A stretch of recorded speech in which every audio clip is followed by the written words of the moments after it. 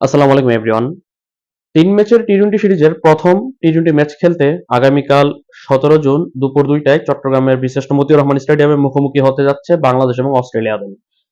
One day ফরম্যাটে তাদেরকে আমরা মিরপুরে ২-১ হারালেও টি-টোয়েন্টি ফরম্যাটে অস্ট্রেলিয়াকে হারানোটা এতটা সহজ হবে না। তার উপর আবার চট্টগ্রামের পিচ কিন্তু ব্যাটিং ফ্রেন্ডলি হয়ে থাকে। যদিও এখানে ব্যাটিং ফ্রেন্ডলির পাশাপাশি স্পিন ধরার একটা সম্ভাবনা রয়েছে, কারণ সর্বশেষ পিচ রিপোর্ট সম্পর্কে যতটুকু ধারণা করা গেছে বা যতটুকু আপডেট পাওয়া গেছে।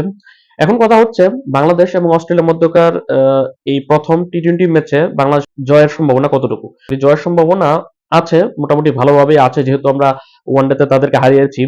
আবার যদি টি-টোয়েন্টি সম্পূর্ণ একটা আলাদা ফরম্যাট সেই হিসাব করলে অস্ট্রেলিয়া কি আমাদের থেকে এগিয়ে নাকি পিছিয়ে?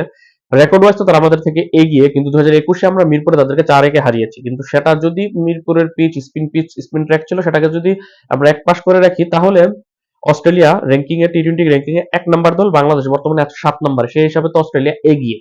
কিন্তু অস্ট্রেলিয়ার যদি রিসেন্টলি যদি তাদের পারফরম্যান্সের কথা বলি, সবশেষ টি-টোয়েন্টি বিশ্বকাপে তারা গ্রুপ পর্ব থেকে তারা পরের রাউন্ডে যেতেই পারেনি। গ্রুপ পর্ব থেকে তারা ছিটকে গেছে। এটা অস্ট্রেলিয়ার জন্য অনেকটা সেটব্যাক ছিল। এমনকি তারা বিশ্বকাপের মঞ্চে এসে শ্রীলঙ্কার বিপক্ষে ৮ উইকেটের বড় ব্যবধানে হেরেছে। এমনকি জিম্বাবুয়ের মতো দলের সাথেও তারা ২৩ রানে হেরেছে।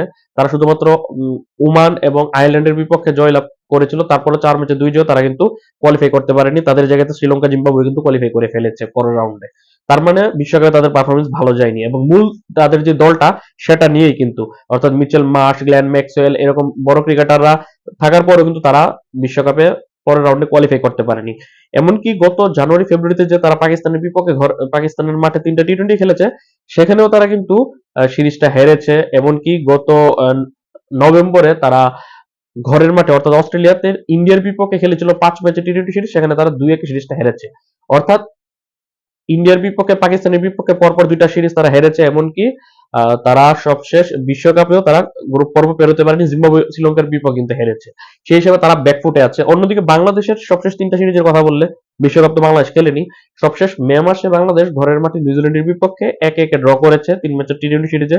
এটা ড্র হয়েছে। এর আগে আমরা আয়ারল্যান্ডের বিপক্ষে গত আহ নভেম্বর মাসে কিন্তু আমরা আয়ারল্যান্ডের বিপক্ষে ২-১ সিরিজটা জিতেছি। যদিও গত অক্টোবরে ওয়েস্ট ইন্ডিজের বিপক্ষে আমরা ৩-০ হোয়াইট ওয়াশ হয়েছি।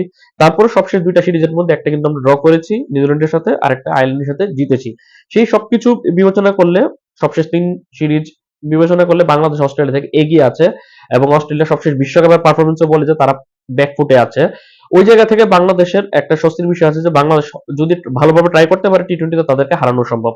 যদিও তারা র্যাঙ্কিং এ বর্তমানে ১ নম্বরে আছে, তবে সবশেষ তো বিশ্বকাপের পারফরমেন্স টি-টোয়েন্টি তারা ভালো করতে পারেনি।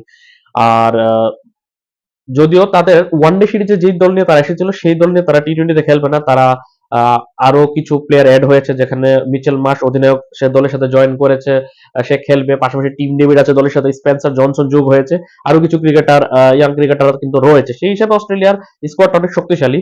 অন্যদিকে বাংলাদেশের স্কোয়াডের কথা বললে, সবশেষ নিউজিল্যান্ড সিরিজ থেকে ৩টা পরিবর্তন এসেছিল। তাসকিন, মুস্তাফিজ এবং নাহিদ রানা দলের সাথে জয়েন করেছে। আগে সিরিজে থেকে বাদ পড়েছে তানজিম সাকিব, ইনজুরিতে পড়েছে। সাইফুদ্দিন বাদ পড়েছে, রিপন মন্ডল বাদ পড়েছে। এই ৩ জনের জায়গাতে কিন্তু এই তাসকিন, মুস্তাফিজ, নাহিদ রানা এসেছে। তাই আমাদের দলটা হয়তোবা স্বয়ংসম্পূর্ণ হয়েছে। কিন্তু আমাদের টি-টোয়েন্টি অধিনায়ক লিটন দাস কিন্তু সবশেষ ওয়ানডে ম্যাচে অস্ট্রেলিয়ার বিপক্ষে কিন্তু সে ইনজুরিতে পড়েছিল। তাই আগামীকাল সে কি খেলবে কি খেলবে না, সেটা কিন্তু এখন তার বর্তমান পরিস্থিতির অবস্থার উপরে ডিপেন্ড করছে। এখন যদি লিটন দাস অধিনায়ক না খেলে, সেক্ষেত্রে কিন্তু আমরা অধিনায়ক হারাচ্ছি, পাশাপাশি একটা টপ অর্ডার ব্যাটসম্যান হারাচ্ছি। লিটন দাস অধিনায়কত্ব না করলে সেক্ষেত্রে নতুন টি-টোয়েন্টি ভাইস ক্যাপ্টেন তাহিদ হৃদয়কে নেতৃত্বের ভার দেওয়া হতে পারে। আমরা জানি যে সাইফ হাসান তার পারফরমেন্স ঠিক করার জন্য সে ভাইস ক্যাপ্টেন্সির পদ থেকে, টি-টোয়েন্টি থেকে সে পদত্যাগ করেছে, যার কারণে এখন তাহিদ হৃদয়কে ভাইস ক্যাপ্টেন ধরা হয়েছে। যদি হৃদয় যদি লিটন যদি ইনজুরির কারণে না খেলতে পারে প্রথম টি-টোয়েন্টি, সেক্ষেত্রে ভাইস ক্যাপ্টেন হৃদয় হয়ে যাবে ক্যাপ্টেন। এবং বাংলাদেশ এবং অস্ট্রেলিয়ার মধ্যকার প্রথম টি-টোয়েন্টি ম্যাচে কোন দল জয়লাভ করতে পারে, সেটা অবশ্যই কমেন্টে জানাবেন। আল্লাহ হাফেজ।